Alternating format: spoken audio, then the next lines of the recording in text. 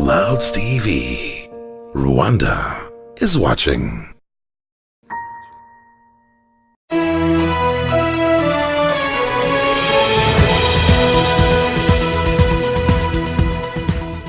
Twongeye kubasuhuza tubaha ikaze abakurikiye Clouds Tonight ni umwanya w'amakuru mu Kinyarwanda.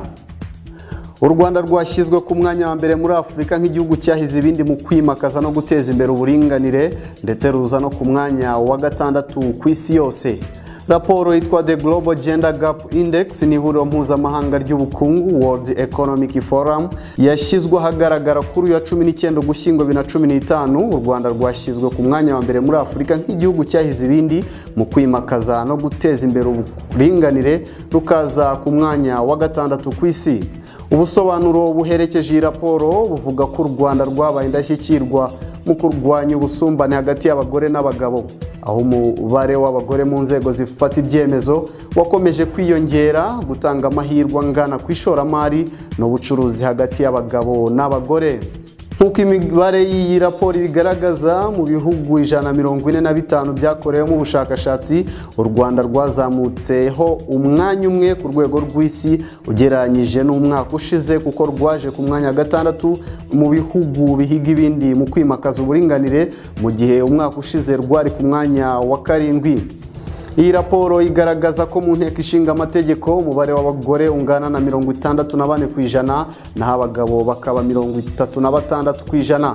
Muri za ministeri umubare w'abagore ni 35%, naho abagabo bakaba 65%. Ibindi bihugu bya Afurika biza hafi ku rwego rw'isi harimo Namibia iza ku mwanya wa 16 ku isi, ikaba iya kabiri muri Afurika, na Afurika y'Epfo ni ya 17 ku isi, ikaza no ku mwanya wa gatatu muri Afurika. Muri Afurika y'Iburasirazuba ibihugu biza ku myanya ya mbere harimo Burundi buri ku mwanya wa 23, Kenya ku mwanya wa 48, na Tanzania iza ku mwanya wa 49 ku isi. Ku mwanya wa nyuma ku rwego rw'isi mu guteza imbere uburinganire hagati y'abagore n'abagabo harimo Yemen iza ku mwanya wa 145 mu bihugu byose byakoremo ubushakashatsi.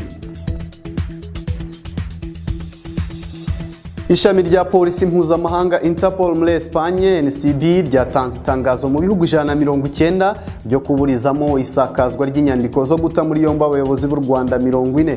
Mu ntangiriro z'Ukwakira 2015 urukiko rw'ikirenga rw'icyo gihugu rwaburijemo izo nyandiko zatanzwe mu 2008 zo guta muri yombi abayobozi 40 bahoze bayobora n'abakiri kuyobora u Rwanda muri iki gihe. Urwo rukiko rwemeje ko ibirego bashinjwa biburijwemo burundu. Itangazo Interpol yashyize ahagaragara ku wa 18 Ukwakira 2015 rishimangira ko ntawe mu barebwa n'izo nyandiko ugikurikiranwe na Interpol. Iri tangazo rigira riti muri abo banyarwanda 40 bakurikiranwaga nta numwe ufite ibyo ashinjwa bireba Interpol. Rinakomeza rigira riti ibi bikurikiye ikurirwaho ry'ibirego bya buri umwe muri abo banyarwanda. Muri Kamena 2012 hatanzwe ibyemezo byerekana ko abo bantu badakurikiranwe na Interpol. Minisitiri w'ubutabera Johnston Businge yari yavuze ko izo nyandiko zari zishingiye ku kwangiza nkana ingingo z'ubutabera mpuzamahanga. Izo nyandiko zatanzwe n'umucamanza Andrew Mereres zashinjaga ingabo zo mu gisirikare cyahagaritse jenoside yakorerwaga abatutsi, ibyaha birimo jenoside ubwayo, iterabwoba ndetse n'intambara. Nyuma yo gusanga nta shingiro zifite, zagiye ziteshwa agaciro mu bihugu bitandukanye birimo na Leta Zunze Ubumwe za Amerika. Mu 2009 Loni yakoze iperereza isanga Mereres yaratewe inkunga n'imiryango itegamiye kuri leta yo muri Espagne ifite ayihuriye n'umutwe wa FDLR urimo n'abasize bakoze jenoside yakorewe abatutsi mu 1994.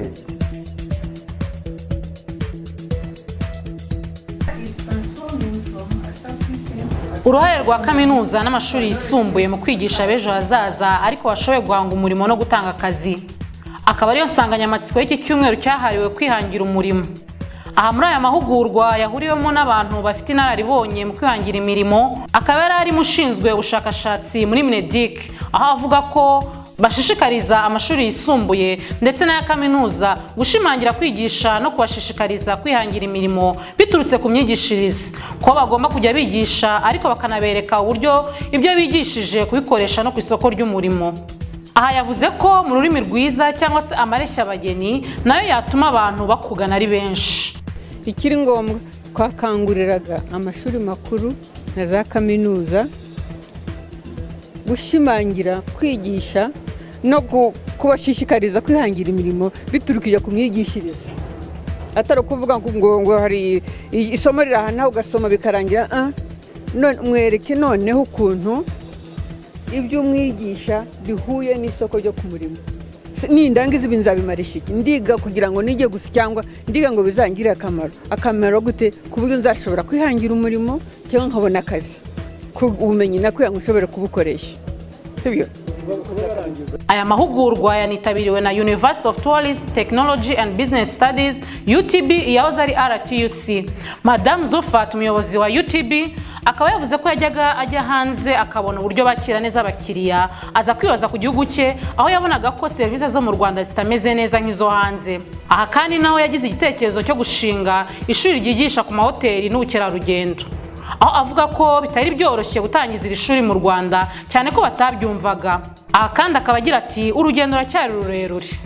Nk'uko nahereye kure habi cyane, aho ngeze ni heza nkurikije igitekerezo nagize nuko nifuzaga ko iyo ntego yagerwaho, ariko turacyafite n'urundi rugendo rurerure, cyane cyane ko nk'uko mubizi ntabwo ubu serivisi mu Rwanda mu mahoteli cyangwa no mu yandi maserivisi yose, kuko nta nubwo mu mahoteli ariho bagomba gutanga serivisi gusa nziza gusa, ahubwo no mu zindi serivisi zose ntabwo rero biragerwaho. Ariko hari naho byavuye habi cyane, hari naho bigeze navuga hatari heza, ariko hatari heza cyane nk'uko tubyifuza.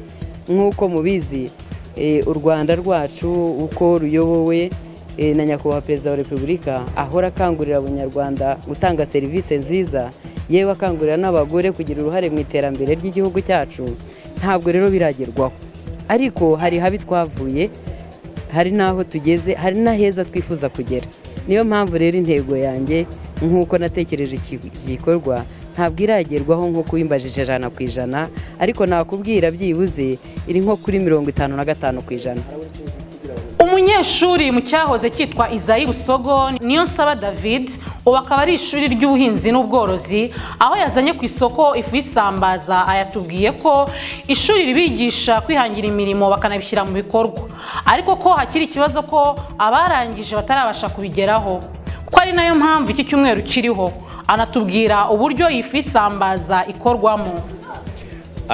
Uko byatangiye, ubusanzwe isambaza iyo umuntu yaziguraga zikamara icyumweru kimwe adafite uburyo bwo kuzibika neza, zashobora kuba zangirika.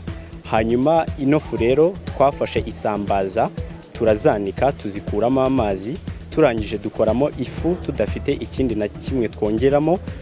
Hanyuma iva kuri cya cyumweru kimwe cyo kwangirika, uyu munsi ikaba yagera ku mezi 3 uyifite, uyikoresha nta kundi wayibitse, uyifite mu ino container cyangwa se mwa zino envelope twazishyizemo. Uburyo ikoreshwa rero, kwa kundi umuntu abatetse isosi, urugero hari ukuntu ujya uteka isosi ugashyiramo ifu y'ubunyobwa, ariko ugirebye intungamubiri mu ifu y'ubunyobwa ugereranyije n'isambaza, isambaza zifite intungamubiri nyinshi. Iyo ufite famiye iringaniye nka famiye ifite abantu 4 cyangwa 5, ushobora kuba wakoresha utuyiko dutoya 3 twifu y'isambaza, ukaba wakora isosi cyangwa wakaranga inyanya ugashyiramo ino fu y'isambaza, ugakora isosi, akaba ari nk'isambaza uriye. Umuyobozi w'umujyi wa New York Bill de Blasio yahumurije abaturage ababwira ko badakwiriye guterwa ubwoba n'ibyavugiwe mu mashusho ibyihebe biherutse gushyira hanze bivuga ko nyuma ya Paris ubu hagiye gukurikiraho uyu mujyi ufatwa nk'ukomeye muri Leta Zunze Ubumwe za Amerika. Yagize ati There is no credible and specific threat against New York City.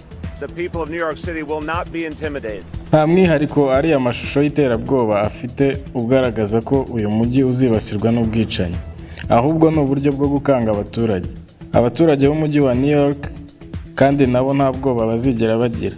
Turabizi ko bashaka guhungabanya umutekano, ariko natwe ntituzemera ko bagera ku byo bifuza. Iyi video imara iminota 6 yibanda kuri Paris, New York ndetse n'itegurwa ry'ibisasu. Nubwo FBI yatangaje ko irimo gukora iperereza, komiseri wa polisi we avuga rumwe n'umuyobozi wa New York, aho bakangurira abaturage gukomeza ibikorwa byabo kandi bakaba maso. Ubuyobozi bw'umujyi w'Ipari bwatangaje ko bwisha abiyahuzi babiri, abandi 8 bagatabwa muri yombi, mu gihe polisi yakoraga umukwabo ngo hamenyekana abagize uruhare mu bitero by'ubwiyahuzi.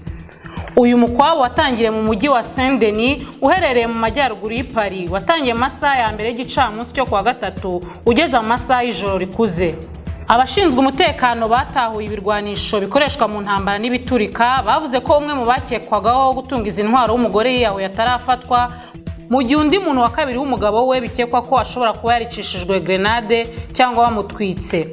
Iki gikorwa cyagoranye kubera ko ibyihebe byari byiteguye abashinzwe umutekano, bateguye n'ibisubizo baza gutanga. Umushinjacyaha w'Ipari François Molins yagize ati: gusaka byagoranye kubera ko ibyihebe byari byiteguye abashinzwe umutekano, bateguye n'ibisubizo bazasubiza, kandi imirwano yari iri kubera hanze yatumye igikorwa gihagarara mu gihe kingana n'isaha. Nababwira ko ku ruhande rwa polisi twarashe amasasu arenga 5,000. Mu bice bimwe na bimwe inyubako zari zirimo gusenyuka, biba ngombwa ko tuba duhagaritse iperereza ho gato kugira ngo turamire ibikuta, dufashe abakora iperereza rigende neza.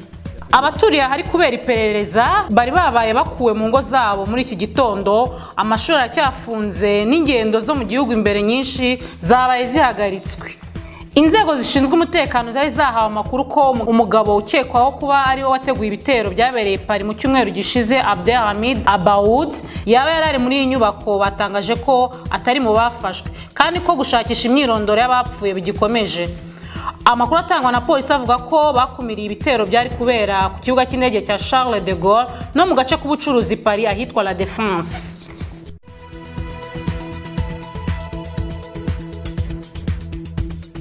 Umunya Eritrea Debesay yegukanye agace ka 4 ka Tour du Rwanda kava Musanze kugera Nyanza, aho abasiganwa birukanse ibirometero 162.2, intera ndende muri rushanwa. Ni ku nshuro ya kabiri uyu musore imyaka 25 yegukanye agace ka Tour du Rwanda. Umunyarwanda Nsengimana Jean Bosco aracyayoboye urutonde rw'agateganyo muri rushanwa rigeze ku munsi wa 4. Mu isiganwa ryo kuri uyu munsi, umukinnyi ukomoka muri Afurika y'Epfo yaje ku mwanya wa 2 akurikirwa n'umunyarwanda waje ku mwanya wa 3. Tuyutse ko kwa 3 abasiganwa muri Tour du Rwanda bavaga i Kigali berekeza i Musanze, aho bakoze intera y'ibirometero 102.7. Jean Bosco Nsengimana ukinira Team Rwanda Karisimbi niwe wasoje urugendo ayoboye abandi. Uyu musore yegukanye kandi akandi gace kabanziriza urushanwa prologue, akaba ari nawe uri imbere y'abandi bose, aho gifite umwenda w'umuhondo. Jean Bosco Nsengimana yakoresheje amasaha 2:39 n'amasegonda 30. Yakurikiwe na bagenzi be Patrick Byukusenge na Joseph Haleluya waje ari wa 3. Tugeze ku musozo w'aya makuru mwagezwaga na Rutikanga Paul mfatanyije na Raisa Kabasinga, mu izina rya equipe yose yadufashe kugira ngo amakuru abashe kubageraho. Reka tubifurize gukomeza kunogerwa n'ibiganiro Clouds TV yabateguriye.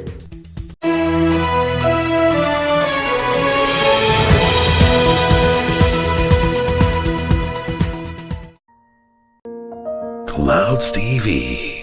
Rwanda is watching.